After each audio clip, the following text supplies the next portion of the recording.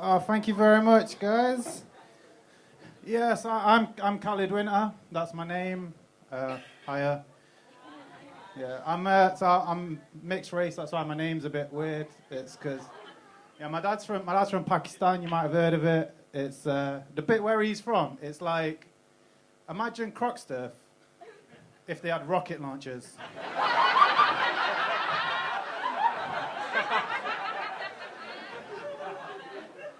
So he was like, fuck this. He left in the 80s, right? Because he was like, fuck this, I'm getting away. There was like poverty, religious violence. So he moved to Northern Ireland.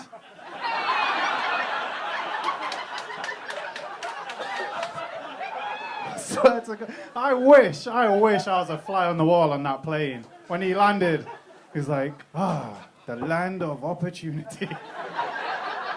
Belfast. Yeah, so my dad's he's a Pakistani Muslim, and my mum is an Irish Catholic.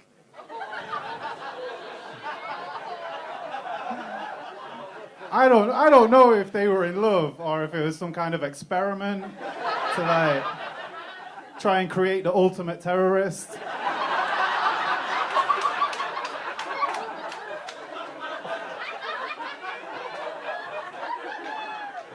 I feel like I should be the villain in a Marvel film or something. Like, who's that, Captain America? That is the jihadi Paddy.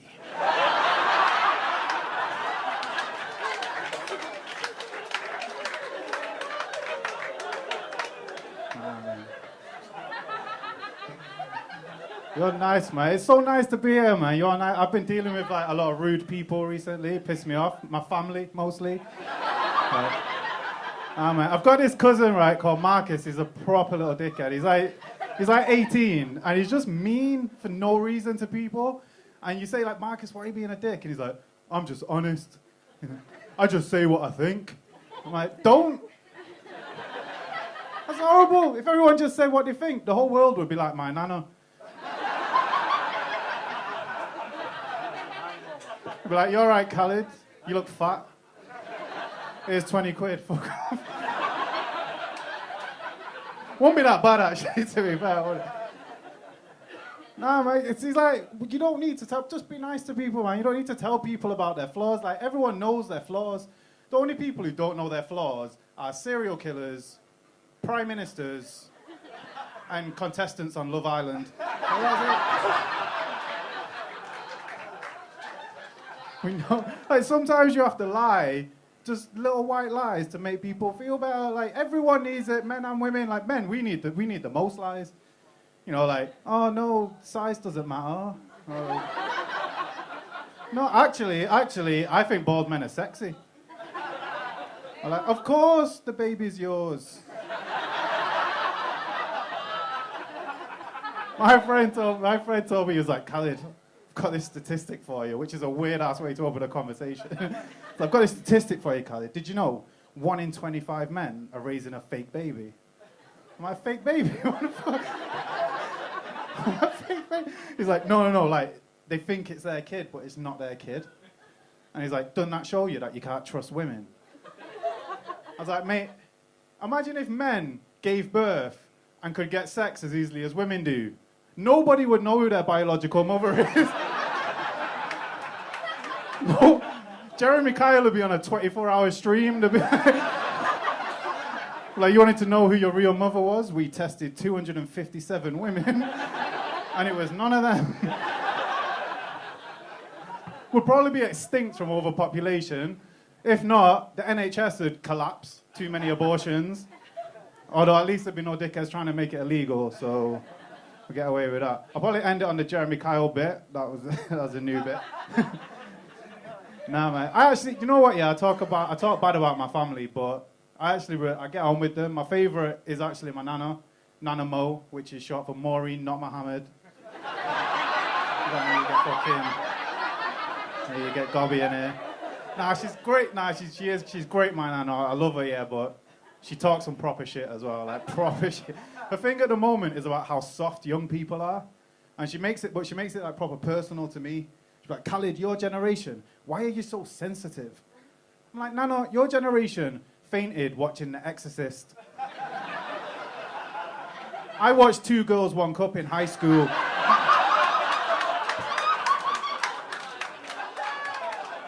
You don't know what I've been through, Nana. Give me your email, I'll send you a link.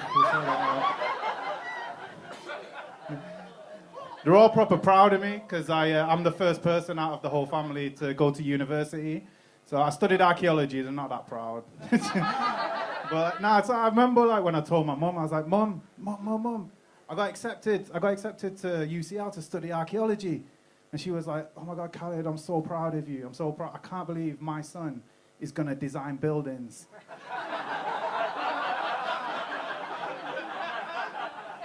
I was like, nah, Mum, like, archaeology is like history, like digging stuff up. And, you know, and she was like, why do you want to do that? I was like, well, Mum, you know, because I think to understand the present and the future, we have to understand the past. Which is bollocks, yeah, that's not true. I'm gonna tell you guys the real reason, right, why, I hope my mum don't see this, to record this shit. But the real reason I chose to study archaeology, right, I was doing my applications for university, and I'm kind of lazy, so instead of doing my applications, I just smoked some weed, I got really high, and I watched Indiana Jones. I thought, mate, archaeology looks sick. That's the one. You just like steal stuff and punch Nazis. It's fucking awesome. So I went on my UCAS while I was high, sent off my applications, woke up the next morning like, guess I'm doing archaeology. That's what we do. It's bullshit. You don't even get to punch Nazis. That's bullshit. That was the bit I was looking forward to. You do get to steal stuff. That's all right. Well, like, there was a debate, people were saying, like, are you allowed to punch a Nazi? Violence is never okay. I think it's fine to punch a Nazi. My granddad used to shoot them, so... I think it's fine to punch someone who gets in a lift and only goes up one floor, so I don't give a fuck. Yeah, man. I've got a girlfriend as well. She's awesome. What was that? I just went, I've got a girlfriend. Someone just went. That was mean. Is that Marcus, you little prick? Nah, she's cool, my girlfriend, but she's like, I wish she loved me a bit less. Because she's too intense. Like, she'll ring me in the morning, yeah, like, and she'll be like, this happened, like, 2 weeks ago. She rang me. I answered the phone in the morning, woke me up. She goes, do you know what day it is next week? I was like, every day? That's what a week is? She goes, no, it's our anniversary on Thursday. I was like, well, yes, I was right, but okay. I was like, why you just tell me that? Why you gotta ring me up, posing me riddles like I'm Bilbo Baggins or something? Like, yeah, you just be like, it's our anniversary on Thursday, get something planned, we'll do something, now we gotta have this. And I thought I was in a relationship, turns out I'm in the crystal maze. Gotta fucking work this shit out. I'm bad as well, man. Like, it is my fault, because I can't listen, especially on the phone. I just cannot listen on the phone while I'm trying to play FIFA. But I've worked out this technique, right? You guys can have this. I've worked out this technique. So I just listen to the tone, the inflection in a voice, and by the inflection in a voice, I can work out how to respond. So she'll be like, and I'll be like, woof. Or she'll be like, and then she's saying like, do you agree? And I'll be like, Or I'll be like, I'll be like, oh shit, that's a question. I've worked it out though, here's what you do. If it's a question, you just go, what do you think? Because if it's like a question like, would you ever cheat on me? You just go, what do you think? It's like, stupid question. If it's a question like, how do we solve Israel-Palestine? You're like, what do you think? I value your opinion.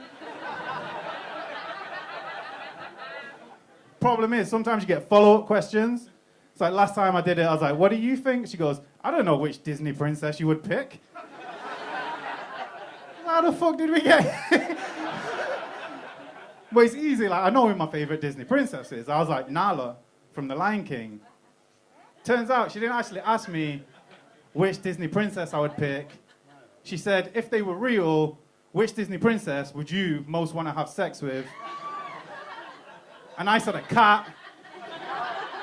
And I had to make a quick decision, like, what's worse here? Does she knows my technique of not listening, or she thinks I want to fuck a cat? Like, and I just rolled with it. I was like, yeah, but the others, they're like too bourgeoisie for me. They're too like fancy. I'll go with Nala. She's dancing. Fucked up. I love doing this, man. Like, I've had some jobs that I hate. I worked on a building site as a labourer.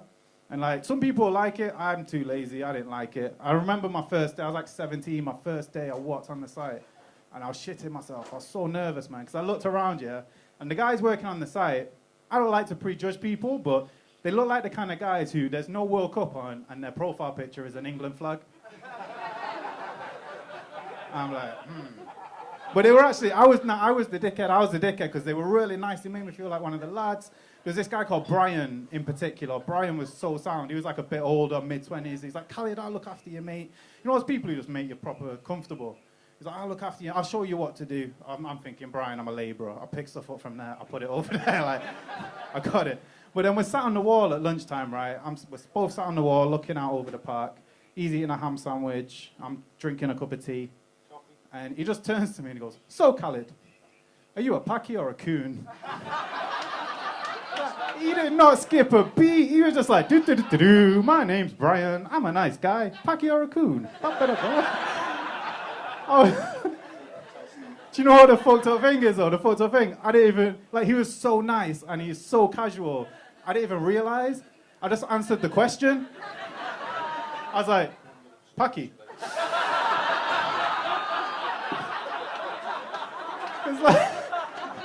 It's like a week later, I'm watching Match of the Day. I'm like, oh, come on, man, pass the ball. Wait a minute. That was racist.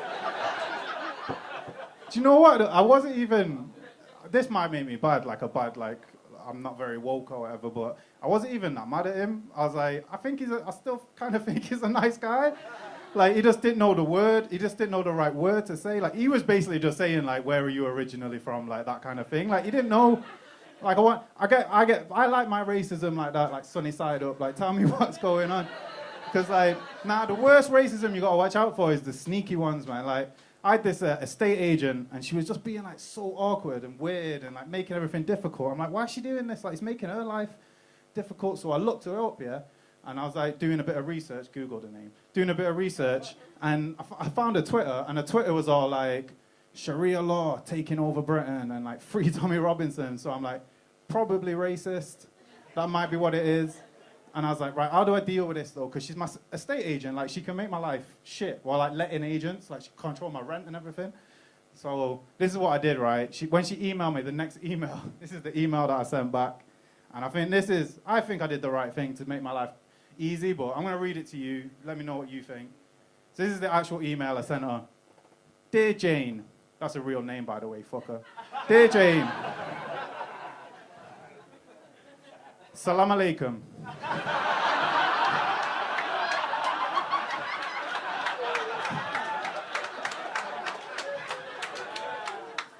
I'll be happy to pay the end of lease fee, although I cannot pay it today, as it is Friday, the Muslim holy day. And I am forbidden from processing financial transactions under Sharia law. First of all, that's not true. And second of all, I'm not even Muslim. And then paragraph, I would have my partner send the fee, but unfortunately, she is a woman.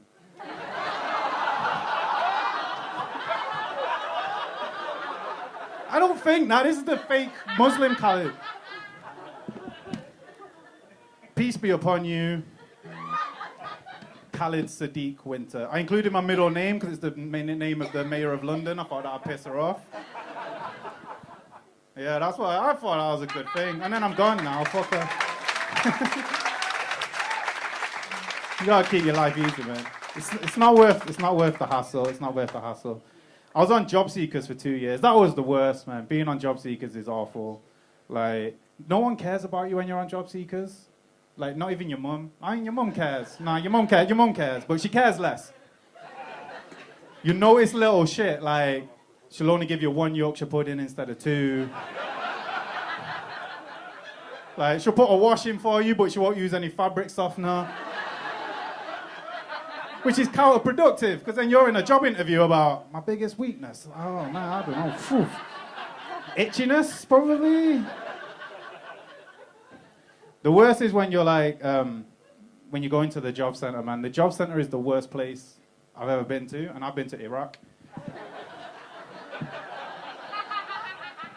Last time, I'm about to finish. Last time I was at the job centre, yeah, I was there. It was about 20 minutes late. I'm on my phone looking on Facebook, and the security guard / receptionist, they double up, I don't know why, comes over. He's like, "Can you put your phone away, please?" I was like, "Why?" He's like, "Oh, you know, it's a security issue because this is a government building." I was like, "You want me to put my phone away because you're worried I'm going to do a terrorist attack in Stockport Job Centre?" Like, mate, no one cares about us. If someone came in and started beheading us, the government would claim responsibility for it. Theresa May would be walking out about... giving a press conference. Thanks to a new initiative, unemployment has been slashed this week. All right, you guys are fantastic. You got a fantastic headliner. Thank you.